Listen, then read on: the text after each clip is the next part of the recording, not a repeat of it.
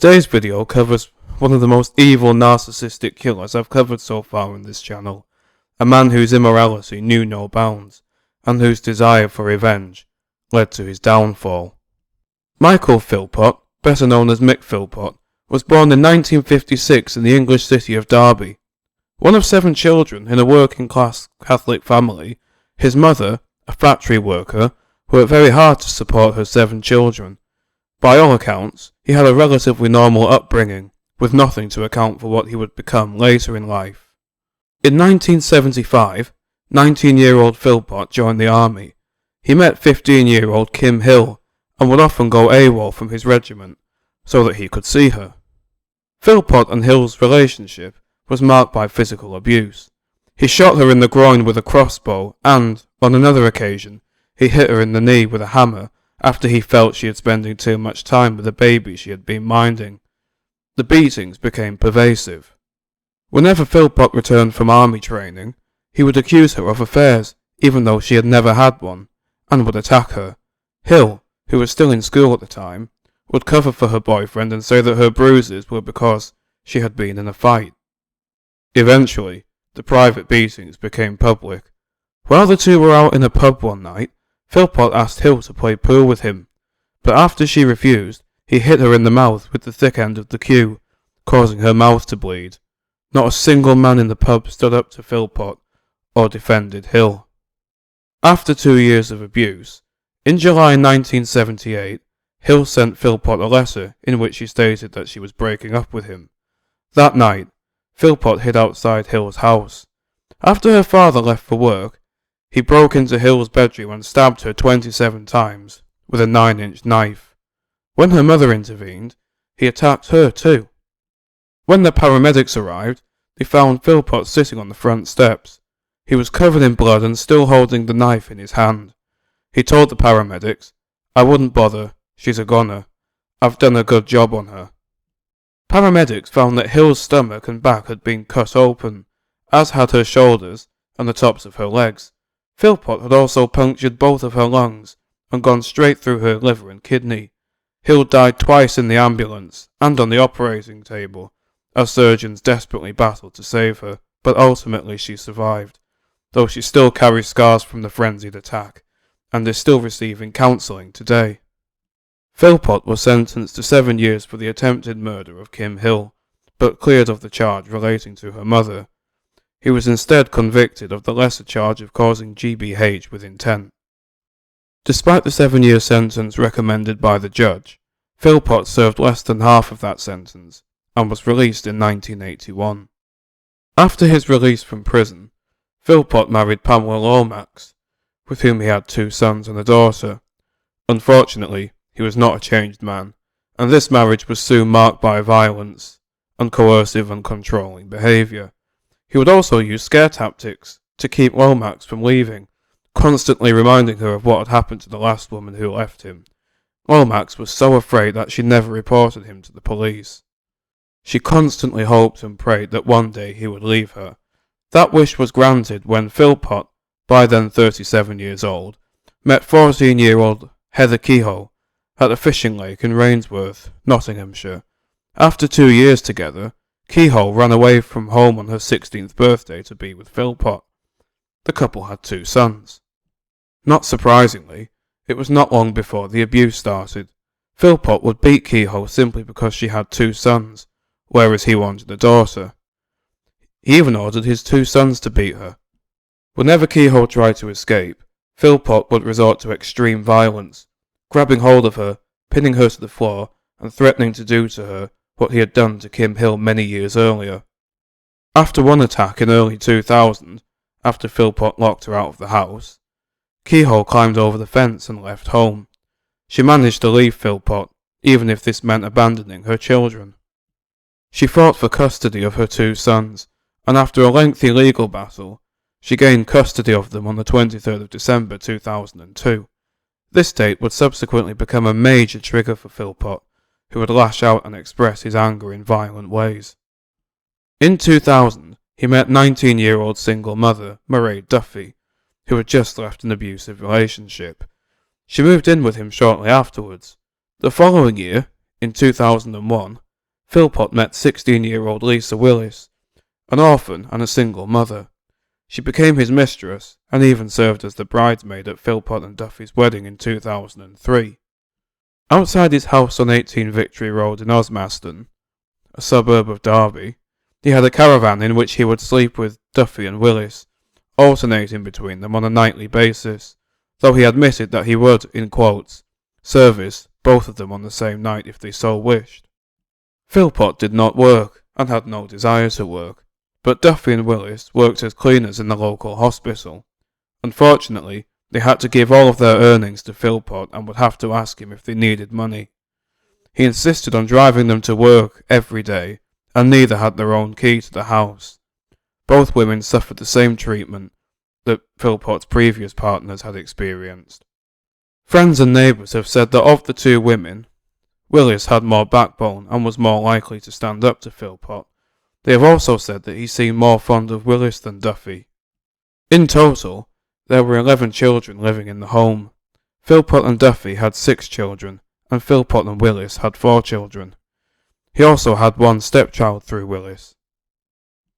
Not to defend Philpott in any way, but there was arguably some logic in his decision not to work, as he was receiving substantial amounts of money in child benefits, with some sources saying he received £40,000 per annum in child benefits, on top of the monthly wages of his wife and mistress.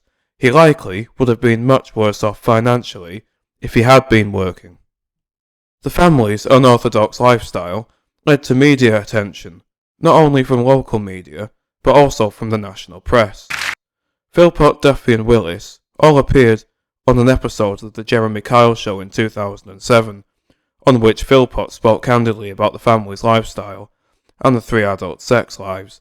Philpott told Kyle that he could not get a job, but when asked why, he was unusually reserved about his reasons for not being able to secure employment. Only years later would the 1978 incident become public knowledge, and likely part of the reason why Philpott could not find employment, in addition to his refusal to get a job. And it was not only the Jeremy Kyle Show which gave the family a platform.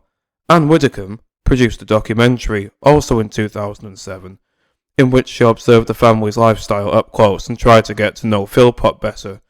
She commented that his attitude towards women was, in quotes, one of complete contempt.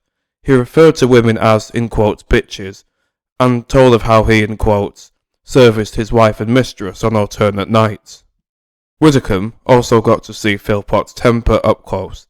In one scene in the documentary, after she called him a coward, he angrily stood up and ordered her to go outside with him so that he could, in quotes, show her who's a coward. She even tried to get him a job, one of which was with a barrel-making company, but he failed to turn in for work on the first day, and the job fell through. Widdecombe also noted that none of Philpott's children sought affection from him. 2 years before the documentary, Philpott had asked Derby City Council to give him a larger home, but after they refused, he took his complaint to the local ITV station, in the hopes that this would embarrass the council into giving him a larger house. The plan, however, backfired, infuriating him. In February 2012, Lisa Willis, tired of the physical abuse and coercive and controlling behaviour, told Philpott that she was taking their 5 children swimming. She never returned, and instead moved in with her sister. As expected, Philpott was absolutely enraged. He began plotting his revenge on Willis. In particular, he planned to frame her for a crime while making himself look like a hero. In May 2012, Philpott hatched a plot with Mairead Duffy and his friend Paul Mosley to set fire to the house, with the children still inside, with the intention of rescuing them and framing Willis for the fire. Philpott and Mosley would pour petrol through the letterbox, and then Philpott would save the children from the flames. Philpott had hoped to make it look like Willis had tried to kill him, so that he could regain custody of their 5 children. On the 11th of May 2012, the day before a custody hearing between Philpott and Willis, the emergency services received this 999 call. Police emergency. The house is on fire. My kids are in bed. What address? 18 Victory Road. The house is on 18 Victory Road and the kids are inside. Yeah, the kids are in bed. What's your name, Oh, Doc?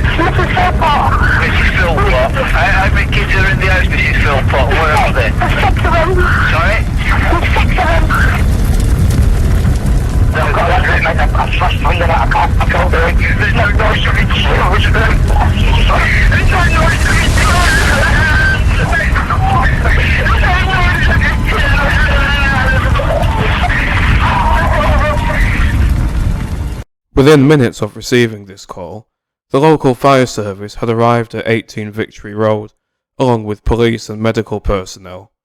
Philpott's plan had backfired horribly. He failed to take into account the speed at which fire spreads. Neighbours were woken by the flashing lights of emergency vehicles and went outside to see what was happening. Two neighbours, brothers Jamie and Darren Butler, tried desperately to help save the children, but were beaten back by thick black smoke. They later spoke of how little effort either of the parents made to save their children. Philpott in particular was standing in the back garden making a phone call instead of trying to save his 6 children. Once the flames had been extinguished, firemen proceeded to bring out the bodies of 5 of Philpott and Duffy's children. Jade, 10, John, 9, Jack, 7, Jesse, 6, and Jaden, 5. All were killed in the fire. Post-mortems revealed that they had died of smoke inhalation. Philpott and Duffy's eldest son, Dwayne, 13, was rushed to the Birmingham Children's Hospital, 37 miles away, but succumbed to his injuries 2 days later. The couple began to arouse suspicion while visiting Dwayne in hospital. Mick and Shannon Russell, neighbours of the family, went to visit Dwayne, and they had to practically persuade Philpott and Duffy to join them. Philpott seemed unusually jovial and upbeat for someone who had just lost 6 children. He was also seen flirting with nurses and making inappropriate comments. People would later relate that they saw the couple discussing where to order a Chinese takeaway. They were also seen having a food fight in the hospital canteen. 2 of Duffy's sisters reported that they received phone calls every day, informing them that Philpott and Duffy had been seen on shopping sprees in the city centre and singing karaoke in pubs, all while they should have been mourning the loss of their 6 children. The nail in the coffin came when the 2 asked to hold a press conference, in which they thanked neighbours, firemen, police, and the emergency services for their efforts on the 11th of May. First of all, I want to thank my 3 oldest children, because they helping us to cope with what's going off. And then there's a young lad called Daniel Stevenson who tried to get in the house the same as myself, Joe across the road, and the Butler brothers. And of course there's the 4 firemen, the police, the ambulances, the doctors, the nurses, literally everybody who tried to help save our children. They couldn't. Just excuse me a minute.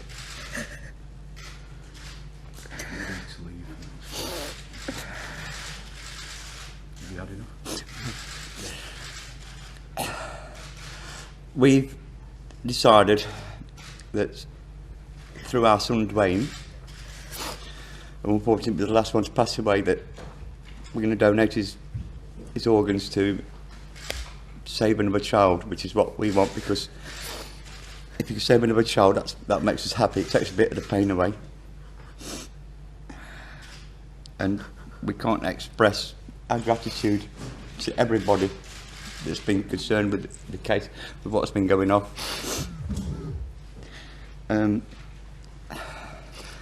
I've actually been down to our home, and what we saw, we just cannot believe it. We grew up in a community that's had a lot of problems with violence and God knows what else, and to see this community to come together like they have, it's just too overwhelming. We've had people from America, France, even the travelling community. It's just, we've been to see them, it's just overwhelming, isn't it? But I say, I can't express enough the police, the fire brigade and the ambulance services, because what we feel, them poor gentlemen from the fire brigade saw what we've seen. You know, my heart goes out to them, because it's not just us that's suffering, it's them as well, it's everybody. But there's one thing I would request is please leave my family alone. If you've got any questions or anything at all, please don't come through me or my family. Please go to the police, because what's happening at the moment, you're disrupting what these officers are trying to do. So please, I beg you, leave us alone and let us try and live in peace and quiet. That's all I ask. Thank you. The couple's body language gave them away. Duffy kept her head bowed while crying gently, while Philpott supposedly wept for the destruction of their home, though there were no tears coming from his eyes. This came as a shock to many viewers.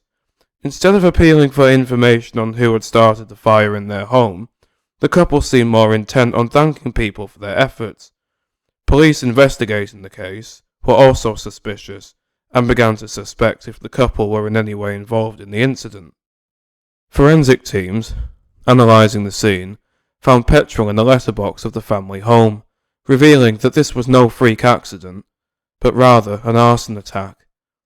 They also found that the banister leading upstairs had been coated in yacht varnish, which is highly flammable material. Philpott and Duffy were arrested on the 29th of May 2012, after forensic experts found petrol on their clothing, linking them to the fire. They were charged with murder. The couple's friend, Paul Mosley, was also arrested on suspicion of murder, but was released on bail in June. He was rearrested after petrol was found on his clothing. The children's funeral took place on the 22nd of June 2012 at St Mary's Roman Catholic Church in Derby. Their parents were not allowed to attend. While the couple were living in a Premier Inn following the fire, police were granted permission to bug their hotel room to find evidence of their involvement in the fire.